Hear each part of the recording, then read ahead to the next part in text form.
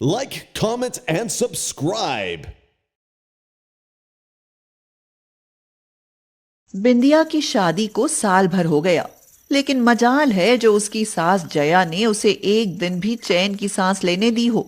और बिंदिया, वो कहाँ कम थी। सास शेर थी तो बहू सवा शेर। ए बहू, कहाँ मर गई? जल्दी आ, मेरे लिए कुछ खाने को बना दे। पता है ना, मुझे शुगर है और शुगर पेशेंट से भूखा नहीं रहा जाता। सासू माँ, इतना काहे चिल्लाती हो? सुबह ही टोकरी भर रोटी बना कर रख दी थी, जब भूख लगे तब खाती रहो। हमें भी घर के अभी बहुत काम है। अभी आपकी मुनिया को चारा डालना है, गोबर उठाना है। अरे हाँ, मुनिया भी भूखी होगी। जा, पहले उसे चारा डाल कर आ। बिंदिया पूरे दिन काम में लगी रहती। आखिर में जया से चार बातें सुनकर खामोश बैठ जाती। अम्मा, एक काम करो, हम में एक बिजली की मोटर फिट करवा दो और चिटकनी लगवा दो। जब जो उन काम की जरूरत पड़े तब चिटकनी दबाए दी। कभी अपना खाना, कभी मुनिया का खाना। कभी हमारे खाने के बारे में सोचा है? हमें मोमोज खाए हुए महीना बीत गया, महीना। ओहो, ये मोमोज का नाम लेना तो मेरे लिए जैसे गुनाह हो गया है। सुनते ही मुंह में पानी भर आता है, और यहाँ है कौन जो मुझे मोमोज खिलाएगा? मोमोज ना हुआ, जाने क्या हुआ। मैं तो छू भी ना। भला कच्ची मैदा पानी पर पकाकर कौन खाए? हाँ, पेट में कीड़े पड़ जाएंगे, कीड़े। कीड़े पड़े मेरे दुश्मनों के पेट में, भला मेरे पेट में क्यों पड़ेंगे? जया जोर से रोते हुए बोली। मैं ही तो दुश्मन हूँ। साफ साफ क्यों नहीं कहती कि मेरे ही कीड़े पड़ जाएं? हे भगवान, क्या इतनी जालिम हुई बहू मेरे ही नसीब में लिखी थी? मेरा कार्तिक मजदूर आदमी है, तुझे रोज मोमोज खिलाए उतना नहीं कमाता। कार्तिक सब्जी का ठेला लगाता था। भविष्य के लिए बेशक ना जुड़ा हो, लेकिन रोज की दाल रोटी सुख से मिल रही थी। उसकी इस छोटी सी कमाई के ऊपर बिंदिया भी घर की रानी बनकर रहती थी। उसे मोमोज बहुत पसंद थे और वह मौका मिलते ही मोमोज खाना नहीं चूकती थी। ए बिदिया, तनी किधर तो आ। बोलो जी, क्या हुआ? अरे फेरी लगाने कस्बे की तरफ गया था, वहीं एक मोमोज वाला दिखाई दिया तो तेरे लिए ले लिए। अब चुपके से खा ले, कहीं अम्मा ने देख लिया ना तो मुझे सुनाएंगी। आपने तो तबीयत खुश कर दी जी। आज तो हम मजे से मोमोज खाएंगे। जी तो करता है अम्मा को दिखा दिखा कर खाएं, लेकिन आप कह रहे हैं तो चुपचाप खा लेते हैं। बरसात का मौसम था। बिंदिया और कार्तिक बहुत खुश थे। उनकी 3 साल की बेटी खुशी और वो आराम से सोए हुए थे, लेकिन कहीं से आधी रात सांप काल बनकर आया और कार्तिक को डस गया। जैसे ही सांप ने डसा, कार्तिक की चीख निकल गई। बिंदिया जल्दी से उठी और लाइट जलाकर देखा तो सांप दरवाजे से निकलकर बाहर जा रहा था। बिंदिया चिल्लाई, अम्मा, अम्मा, जल्दी आओ, देखो तुम्हारे बेटे को सांप ने खा लिया है। जया हांफती हुई आई और कार्तिक को देखकर रोने लगी। वह चिल्लाई, अरे अरे, कोई बचाओ, मेरे बच्चे को सांप ने काट लिया है। बिंदिया को कुछ समझ नहीं आ रहा था कि वह क्या करे। जब उसे समझ आया तब उसने जल्दी से अपनी साड़ी फाड़ी और कार्तिक के कंधे में कसकर बांध दिया। मोहल्ले के आदमी दौड़े और कार्तिक को अस्पताल ले गए। कार्तिक की जान तो बच गई, लेकिन उसके एक हाथ और पैर ने काम करना बंद कर दिया। बिंदिया, मैं तो अपाहिज हो गया रे। अब तो मेरी जिम्मेदारी भी तेरे सिर आ गई। अब तुम क्या करोगी? कैसे संभालोगी हम सबको? हम सब संभाल लेंगे जी, आप बिल्कुल चिंता न करें। आपकी जान बच गई, हमारे लिए तो ये ही बहुत है।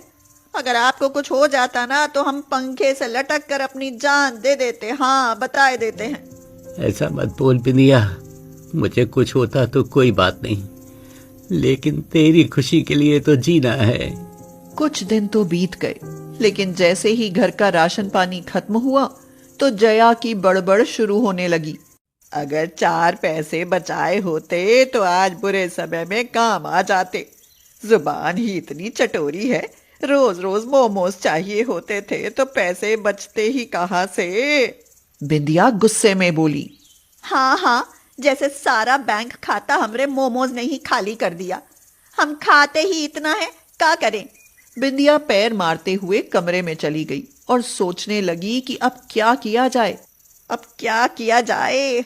अब तो सारा दोष हमरे मोमोज को ही दिया जाएगा। घर का खर्चा चलाने के लिए अब हमें कोई ना कोई काम जरूर करना पड़ेगा। तभी उसके दिमाग में मोमोज को लेकर विचार आया। वह सोचने लगी, क्यों ना हम भी खुद मोमोज बनाकर बेचें? अरे बेचे क्या, बेचेंगे ही। अब जया पर्दा जी को दिखाएंगे कि मोमोज कितने काम की चीज है। बिंदिया के पास सिर्फ कार्तिक का ठेला था और कुछ नहीं था। मोमोज के सामान के लिए कुछ पैसे तो चाहिए ही थे। बिंदिया के पास कोई प्रॉपर्टी तो नहीं थी, बस एक भैंस थी, मुनिया। उसने बिना जया की इजाजत के भैंस बेच दी और सामान खरीद लाई। जया 2-4 दिन बिंदिया से मुनिया के लिए लड़ती रही, लेकिन फिर शांत हो गई। उसे ठेले पर काम करते हुए देख जया बोली, अरे अब ये सब क्या कर रही है बहू? अब हम कहेंगे तो आप चिढ़ जाओगी अम्मा। अरे मैं क्यों चिढ़ूंगी? तू कुछ भी बना मेरी भला से। हाँ, घर में चूल्हे चौके का काम तो कुछ है नहीं। ये ठेले पर चूल्हा जलाकर न जाने क्या गुल खिलाएगी। अरे अम्मा, घर में कुछ होगा तभी तो चूल्हा जलेगा। इसीलिए हम मोमोज बना रहे हैं। अब यही बनाकर बेचेंगे। हाँ। तेरे मोमोज कौन खरीदेगा बहू? कौन नहीं खरीदेगा अम्मा? देसी बहू के देसी मोमोज सब खरीदेंगे।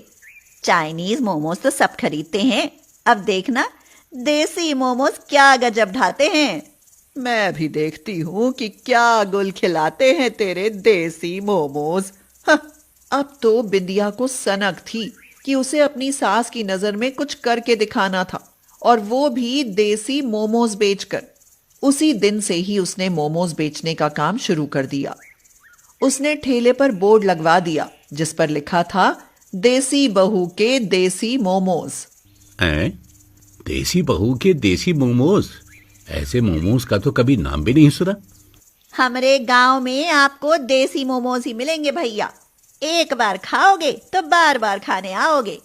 एक बार खाकर देखोगे तो उंगलियां चाटते रह जाओगे और चाइनीज मोमोज खाना भूल जाओगे। हाँ। अरे कहने से क्या होता है, खाकर देखेंगे तो ही तो पता चलेगा।